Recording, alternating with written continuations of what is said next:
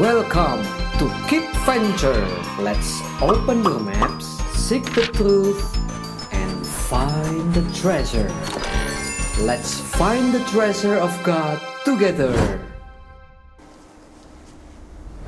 Halo adik-adik semua, kembali lagi dalam Keep Venture hari ini. Senang sekali ya kita bisa datang untuk memuji dan memuliakan nama Tuhan. Mari sebelumnya kakak mau ajak kita untuk berdoa. Yuk semuanya, lipat tangan, tutup mata, kita berdoa. Tuhan, kami bersyukur untuk kebaikan-Mu yang telah kami rasakan dari hari kemarin hingga saat ini. Dan Tuhan, kalau kami akan memuji dan memuliakan nama-Mu, kiranya Tuhan yang berkati kami, berikan kami hati agar kami selalu bersuka cita. Dalam nama Tuhan Yesus kami berdoa bersyukur. Amin. Adik-adik, Tuhan Yesus adalah yang nomor satu dalam hidup kita. Dia adalah pemimpin dan juga teman kita. Yuk sama-sama kita mau bangkit berdiri, kita mau pujikan Jesus is my number one. Ya berdiri yuk, semuanya sama-sama kita bikin tangan kayak setir gini ya. Jesus, you're my number one, my leader and my friend. Jesus, you're my number one, the beginning and the end. You are the voice of my God. Without your love, I will not get far. Jesus, keep me in control as you guide my soul. Jesus, you're my number one, my leader and my friend. Jesus, you're my number one, the beginning and the end. You are the voice that drives my car. Without your love, I will not get far.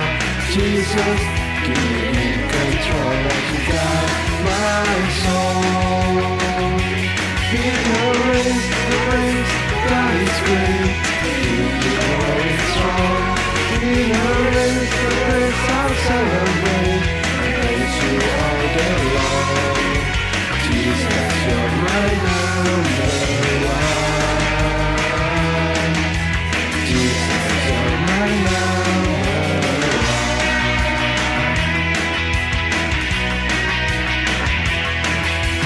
Jesus, you're my number one, my leader and my friend. Jesus, you're my number one, the beginning and the end. You are the force that drives my car. Without your love, I will not get far. Jesus, keep me in control as you guide my soul. In the race, God is great. Keep me going strong. In the race, I'll celebrate. Praise you all day long. Jesus, you're my number one. Jesus, you're my number one. Jesus, you're my number one.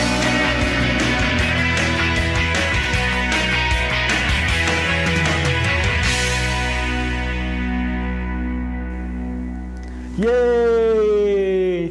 Nah, sekarang waktunya kita untuk mendengarkan cerita firman Tuhan. Mari sama-sama kakak ajak kita untuk naikkan pujian Aku Kecil Tapi Berharga.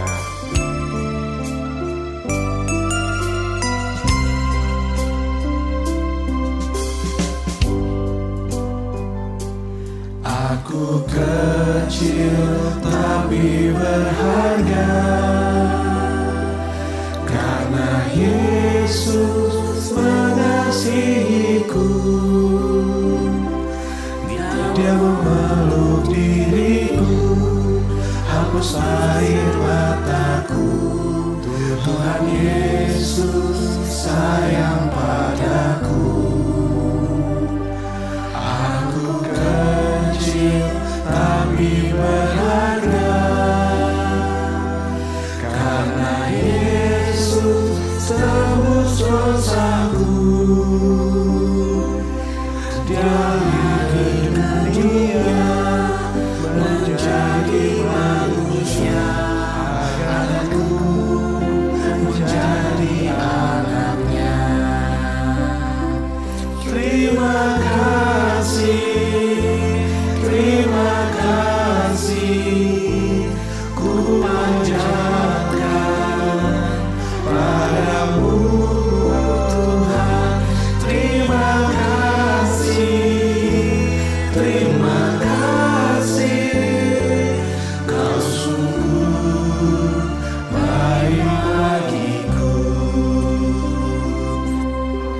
lanjutkan dari awal ya. Aku kecil tapi berharga, karena Yesus mengasihiku. Dia meluk diriku, hapus air mataku. Tuhan Yesus sayang padaku.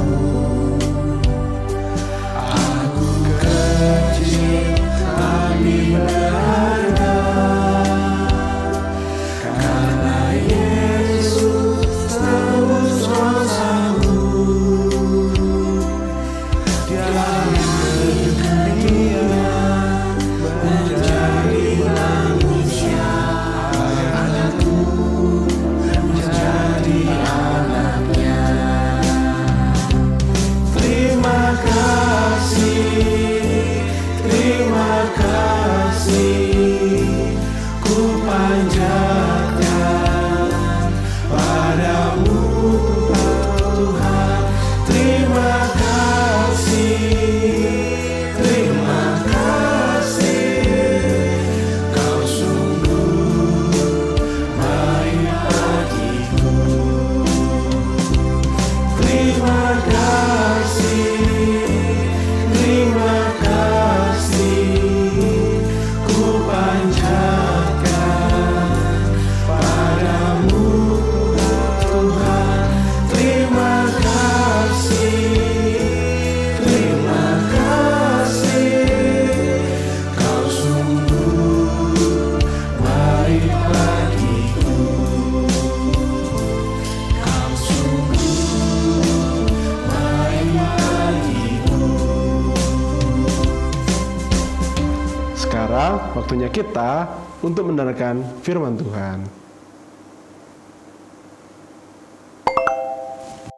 Story time.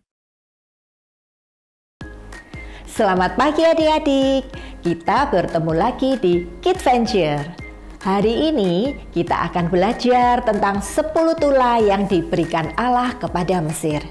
Tula-tula ini adalah bentuk peringatan dari Allah dalam menghukum dosa dan ketidaktaatan. Mari kita cari tahu apa yang dipelajari orang Israel tentang kuasa dan belas kasih Allah saat Dia mengirimkan 10 tula kepada orang-orang Mesir.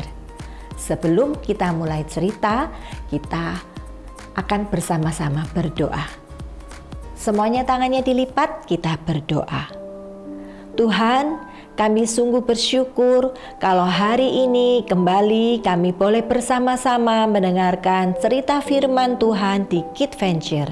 Tolong kami Tuhan memiliki hati yang mau taat dan mau mendengarkan cerita firman Tuhan.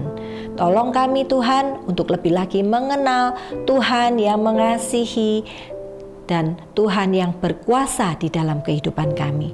Terima kasih Tuhan, di dalam nama Tuhan Yesus kami berdoa. Amin. Melanjutkan materi minggu kemarin, cerita hari ini juga dari kitab Keluaran. Allah menuntun Musa dan keluarganya kembali ke Mesir. Tuhan kemudian berfirman kepada Musa untuk membebaskan bangsa Israel dari Mesir. Di kitab Keluaran pasal 4 ayat 21. Pada waktu engkau hendak kembali ini ke Mesir, ingatlah supaya segala mujizat yang telah kuserahkan ke dalam tanganmu kau perbuat di depan Firaun. Tetapi aku akan mengeraskan hatinya sehingga ia tidak membiarkan bangsa itu pergi. Adik-adik, setelah itu Musa dan kakak laki-lakinya Harun menghadap Firaun dan menyampaikan pesan. Beginilah firman Tuhan, Allah Israel. Biarkanlah umatku pergi untuk mengadakan perayaan bagiku di padang gurun. Namun Firaun menolak.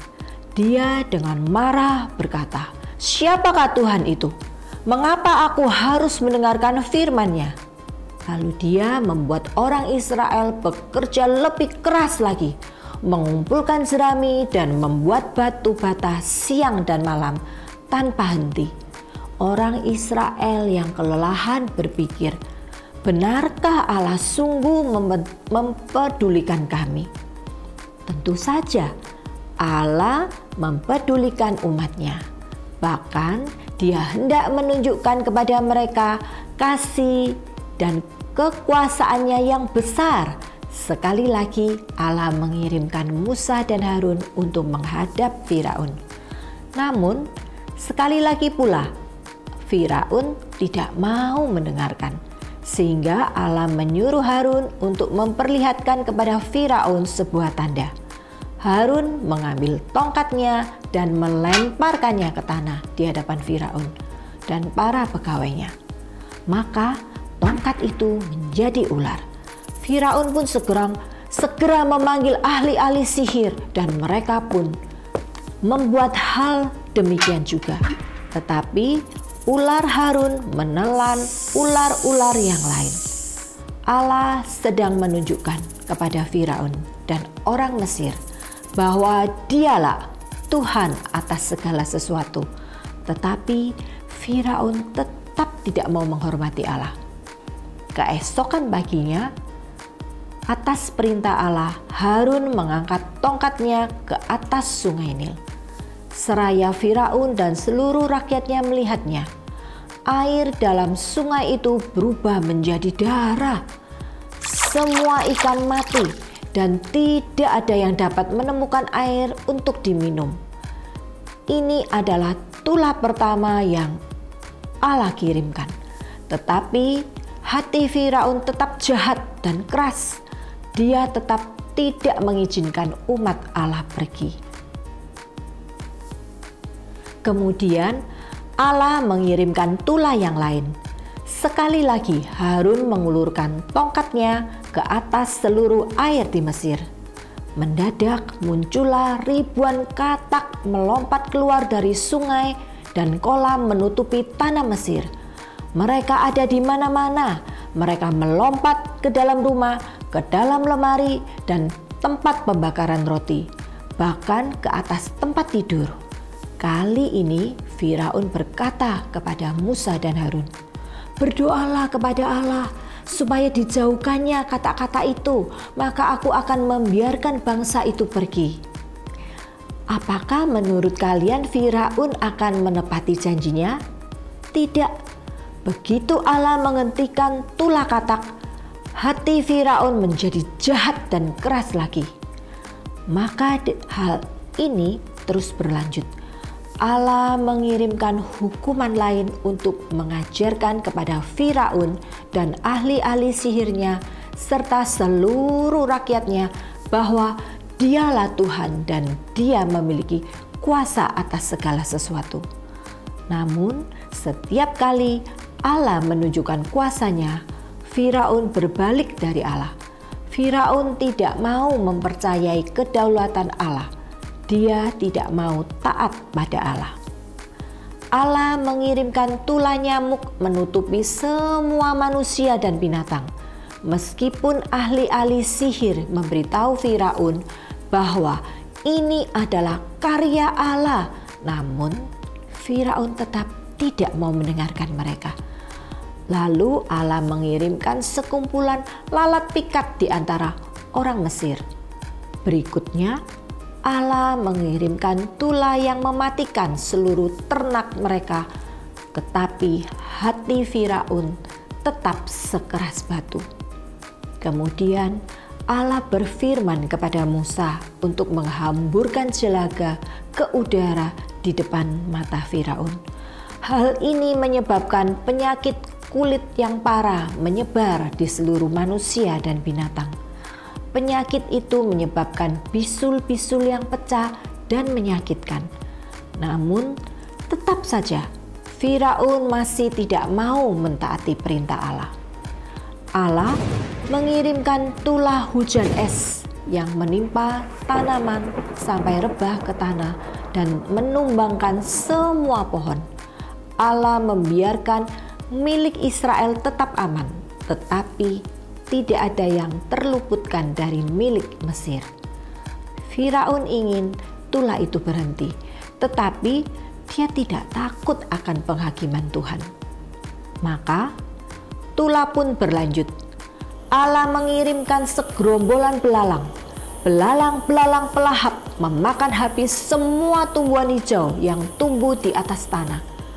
Firaun memohon kepada Allah untuk menghentikan Tula ini. Namun saat Allah mengirimkan angin kencang membawa pergi seluruh belalang yang lapar itu, hati Firaun kembali melawan Allah. Kemudian Allah mengirimkan sebuah tula lagi. Gelap gulita meliputi Mesir. Tidak ada cahaya selama 3 hari. Namun Firaun yang keras kepala dan marah menolak membiarkan orang Israel pergi. Pada akhirnya tibalah hari di mana Allah akan menuntun umatnya keluar dari Mesir. Musa memberitahu orang Israel, malam ini Allah akan memberi hukumannya yang paling keras kepada Mesir.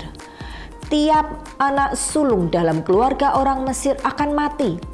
Allah telah berjanji untuk menunjukkan belas kasih-Nya kepada kita, karena kita ini milik kepunyaannya.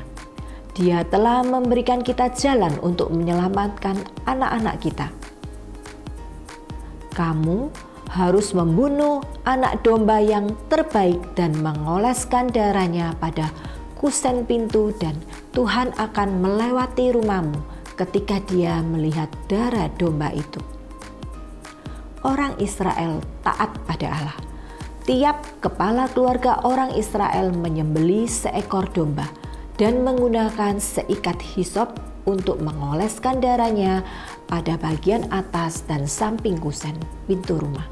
Setiap ibu memanggang daging domba di atas batu bara dan api. Lalu setiap keluarga makan bersama-sama. Pada tengah malam, Tuhan melewati tanah itu. Dia membunuh seluruh anak sulung keluarga Mesir. Tetapi Dia melewatkan orang Israel. Allah dalam kasih dan kemurahan hatinya melewatkan rumah yang pada pintunya terdapat darah domba. Pada malam yang mengerikan itu, Firaun akhirnya menyerah. Dia berkata kepada Musa dan Harun, "Pergilah, bawa bangsamu kambing domba dan lembumu. Pergi, beribadahlah kepada Allah seperti yang engkau pinta." Lalu sejumlah besar bangsa Israel memulai perjalanan mereka keluar menuju tanah perjanjian, dengan Musa dan Harun memimpin jalan mereka. Sungguh besar Allah kita. Dia tidak hanya menghukum orang yang tidak taat kepadanya, Dia juga menunjukkan belas kasih-Nya kepada umat-Nya. Dia menuntun mereka keluar dari perbudakan dan membawa mereka menuju tanah perjanjian. Seperti yang telah dikatakannya, Allah kita yang penuh dengan belas kasih selalu menepati janji-Nya. Kita dapat percaya kepada Allah. Quiz time. Apa yang termasuk tula Allah? A. Segerombolan burung. B. Hujan deras. C. Roti mana. D. Gelap gulita.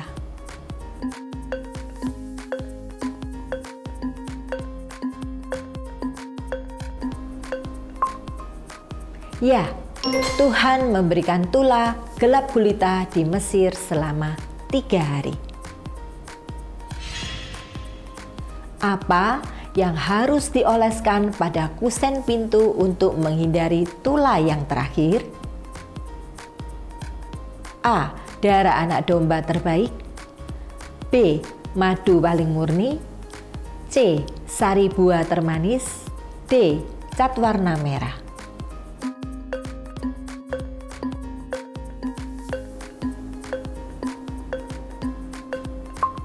Ya, Allah memerintahkan bangsa Israel yang taat untuk mengikuti perintahnya agar anak sulungnya tidak menjadi korban tula. Tuhan memerintahkan bangsanya untuk menyembelih dan mengoleskan darah anak domba terbaik pada kusen pintu rumah mereka. Memory verse. Minggu ini ayat hafalan kita terambil dari Mazmur 12 ayat 3-4. Mari kita bacakan bersama sebanyak 4 kali. Mazmur 12 ayat 3-4. Mereka berkata dusta, yang seorang kepada yang lain. Mereka berkata dengan bibir yang manis dan hati yang bercabang. Biarlah Tuhan mengerat segala bibir yang manis dan setiap lidah yang bercakap besar. Mazmur 12 ayat 3-4. Mereka berkata dusta, yang seorang kepada yang lain. Mereka berkata dengan bibir yang manis dan hati yang bercabang. Biarlah Tuhan mengerat segala bibir yang manis dan setiap lidah yang bercakap besar.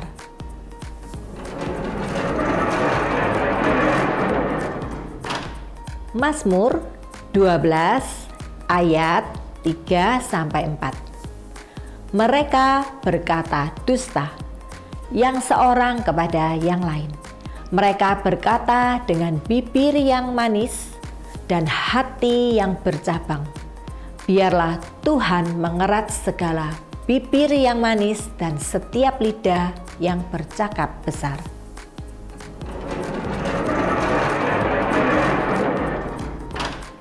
Mazmur 12 ayat 3-4. Mereka berkata dusta, yang seorang kepada yang lain.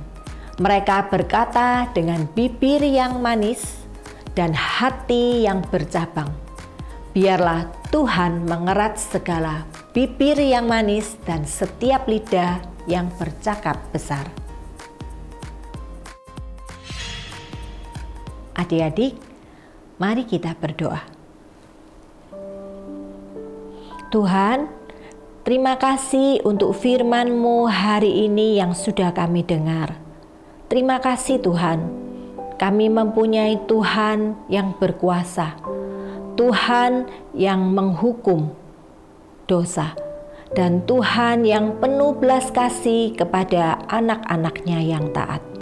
Tolong kami Tuhan untuk menjadi anak-anak-Mu yang mentaati firman-Mu dan melakukan firman-Mu di dalam kehidupan kami. Terima kasih Tuhan, di dalam nama Tuhan Yesus kami berdoa dan bersyukur. Amin. Got questions? Kak, mengapa Allah mengeraskan hati Firaun? Kitab Keluaran pasal 7 ayat 3-4 menyatakan, tetapi aku akan mengeraskan hati Firaun dan aku akan memperbanyak tanda-tanda dan mujizat-mujizat yang kubuat di tanah Mesir. Bila mana Firaun tidak mendengarkan kamu, maka aku akan mendatangkan tanganku kepada Mesir dan mengeluarkan pasukanku, umatku orang Israel dari tanah Mesir dengan hukuman-hukuman yang berat. Sepertinya tidak adil karena Allah sendiri yang mengeraskan hati Firaun lalu menghukumnya dan Mesir atas apa yang Firaun putuskan saat hatinya dikeraskan. Mengapa Allah mengeraskan hati Firaun hanya supaya bisa menghakimi Mesir dengan tulah-tulah tambahan? Pertama-tama, perlu dipahami kalau Firaun bukanlah orang suci atau saleh. Para Firaun Mesir telah memperbudak bangsa Israel selama 400 tahun. Firaun sebelumnya bahkan memerintahkan semua bayi laki-laki Israel dibunuh. Firaun yang Allah keraskan hatinya adalah orang yang keji. Kedua, sebelum beberapa tulah awal, Firaun mengeraskan hatinya sendiri dengan tidak membolehkan bangsa Israel pergi. Firaun memilih mendatangkan hukuman tersebut pada dirinya sendiri dan bangsanya, dan mengeraskan hatinya terhadap perintah-perintah Allah. Akibat dari kekerasan hati Firaun, Allah semakin mengeraskan hatinya sehingga membiarkan beberapa tulah terakhir terjadi. Adik-adik, Allah mengeraskan hati Firaun bukanlah sesuatu yang tidak adil. Tulah-tulah tambahan yang didatangkan Allah terhadap bangsa Mesir juga bukanlah sesuatu yang tidak adil. Tulah-tulah tersebut, sebagaimanapun mengerikannya, sebenarnya sedang menunjukkan kemurahan Allah. Karena Allah tidak membinasakan seluruh bangsa Mesir, yang sebenarnya akan menjadi hukuman yang benar-benar adil bagi mereka. Dari sudut pandang manusia, tampaknya salah jika Allah mengeraskan hati seseorang tapi kemudian menghukum orang yang Dia keraskan hatinya. Namun adik-adik, kita dapat membaca di Roma 3 ayat 23, kita semua telah berdosa terhadap Allah. Dan di Roma 6 ayat 23, hukuman yang adil untuk dosa ialah maut. Ketika Allah mengeraskan hati dan menghukum seseorang, Allah justru sedang bermurah hati. Melalui semua itu, Allah juga ingin memperlihatkan kuasa dan keadilannya, agar orang-orang yang menyaksikannya dapat sungguh-sungguh bertobat. Song of the Month. Yay!